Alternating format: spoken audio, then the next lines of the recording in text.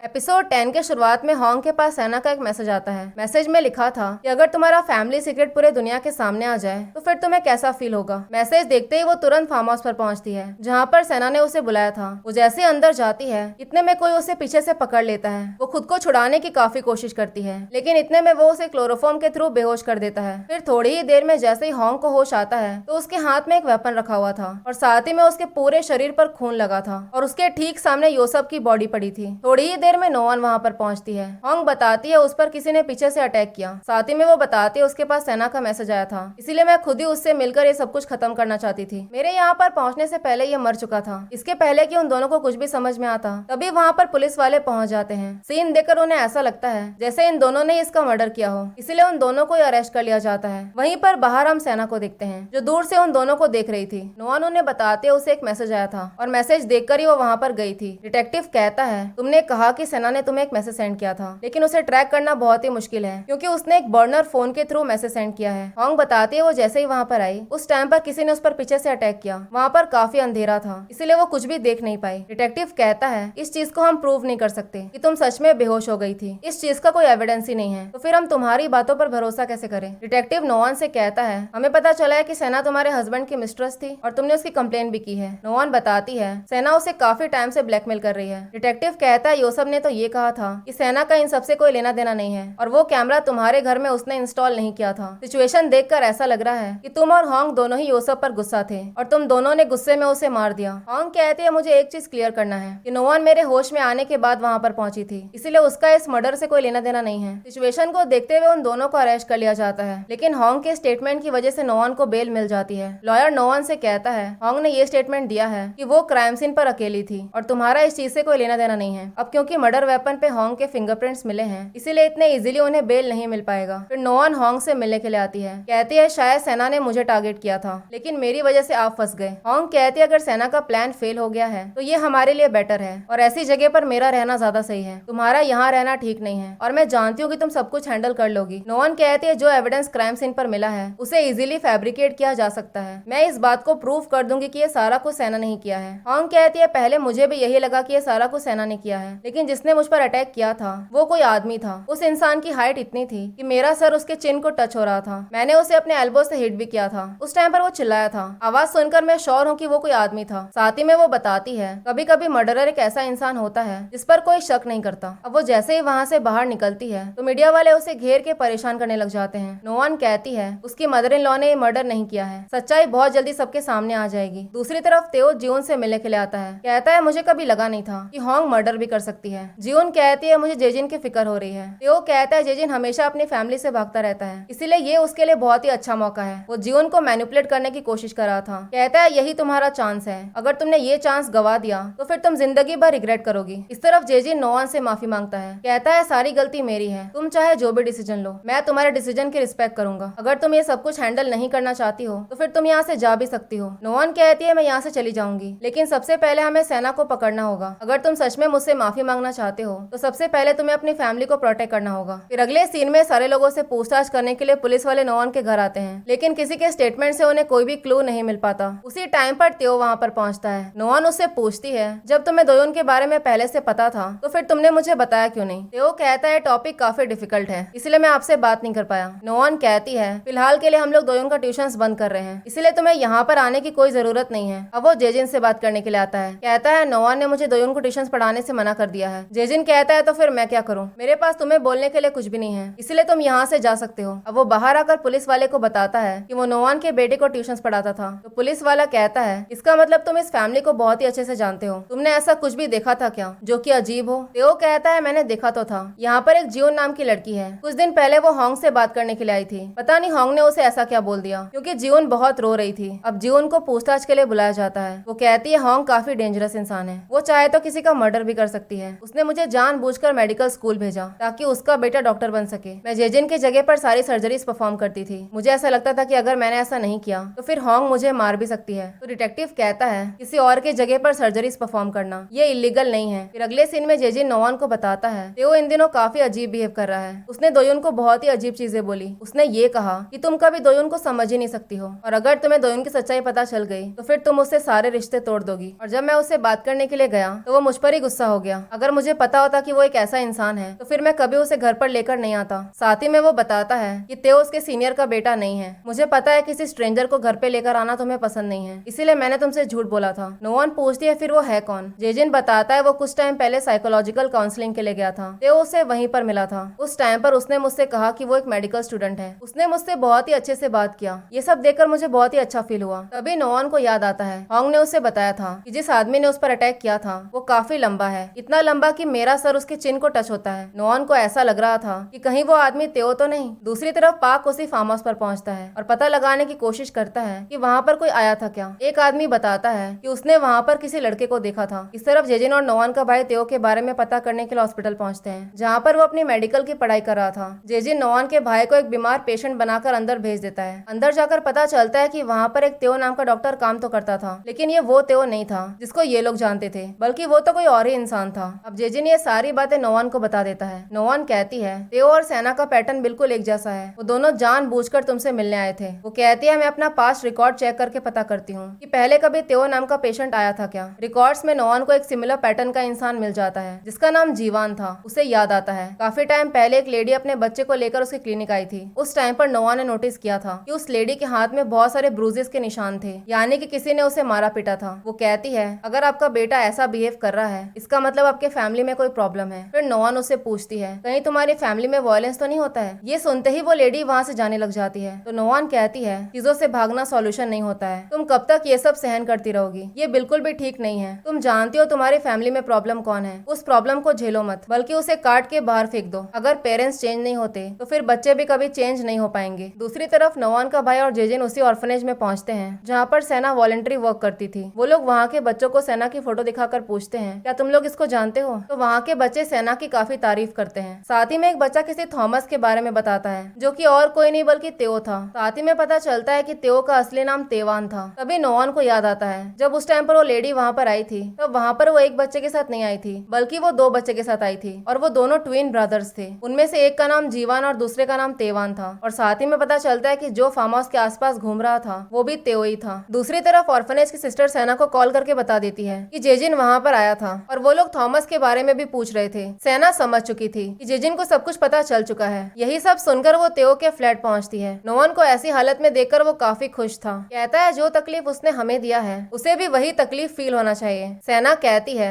ऐसे टाइम में तुम्हें कहीं छुप कर रहना चाहिए क्योंकि तुम्हारी वजह से होंग जेल में है। ये सब कुछ तुम्हारे लिए डेंजरस नहीं है क्या। तेओ कहता है मेरे लिए डेंजरस क्यों होगा। नोआन को मुझ पे कभी शक होने वाला नहीं है। उसको तो यही लग रहा है कि ये सब कुछ तुमने किया है। ये सब कुछ सुनकर सेना को बहुत गुस्सा आ जाता है। कहती है तुम इन दिनों को ज्यादा ही स्मार्ट बिहेव कर रहे हो। अगर मैं नहीं होती तो फिर तुम रिवेंज का सपना कभी देख ही नहीं पाते। पहले तुम एक बेवकूफ इंसान थे, मैंने तुम्हें ऐसा बनाया। फिर यहाँ से हमें फ्लैशबैक का सीन दिखाया जाता है जहाँ पर तेओ हमेशा ही नोआन का इंटरव्यू देखता रहता था, जो देखकर उसे काफी गुस्सा आता था। फिर कुछ टाइम के बाद सेना उसके पास आती है और कहती है क्या तुम्हें नोआन से रिवेंज नहीं लेना है। रिवेंज लेने के लिए तुम्हें एक नई लाइफ शुरू करनी पड़ेगी। फिर वो उसे एक फ्लैट में लेकर आती है, उसे काफी कुछ खरीद कर देती है। तेओ कहता है क्या चीजें हमारे अकॉर्डिंग हो पाएगी। नोआन को हैंडल करना इतना आसान नहीं है, वो काफी टफ इंसान है। तो सेना उसे एक रिकॉर्डिंग दिखाती है जिसमें उसने नोआन के घर में कैमरा फिट किया था। कहती है हम 24 घंटे इस पे नजर रख सकते हैं। यहाँ से सीन आ जाता है प्रेजेंट में जहाँ पर सेना की बात मानकर तेओ किसी और दूसरे शहर जा रहा था। उसी मोमेंट पर उसके पास दोयुन का एक मैसेज आता है। मैसेज में लिखा था तुम बिल्कुल सही बोल रहे थे, मेरी मॉम मुझे कभी भी एक्सेप्ट नहीं कर पाएगी, इसीलिए तुम प्लीज यहाँ पर आकर मुझे बचा लो। मैसेज पढ़ते ही वो दोबारा वहाँ से वापस लौट जाता है। पता चलता है इन लोगों ने ये सारा कुछ प्लान किया था ताकि वो लोग तेओ को यहाँ तक ला सके। दूसरी तरफ पुलिस के पास किसी का कॉल आता है और वो लोग उस मर्डर के रियल कल्प्रिट के बारे में बात कर रहे थे। इस तरफ हम सेना को देखते हैं जो क्राइम सीन साफ करने का बहुत सारा सामान लेकर आई थी और साथ ही में वो मर्डर वेपन वहीं पर डिस्पोज कर देती है। थोड़ी ही देर में पुलिस वाले वहाँ पर पहुंच जाते हैं और दूसरी तरफ तेओ नोआन के घर पहुंचता है। वो अंदर आकर दोयुन के बारे में पूछता है तो नोआन उससे कहती है तुम जिस ऑर्फनेज में रहते थे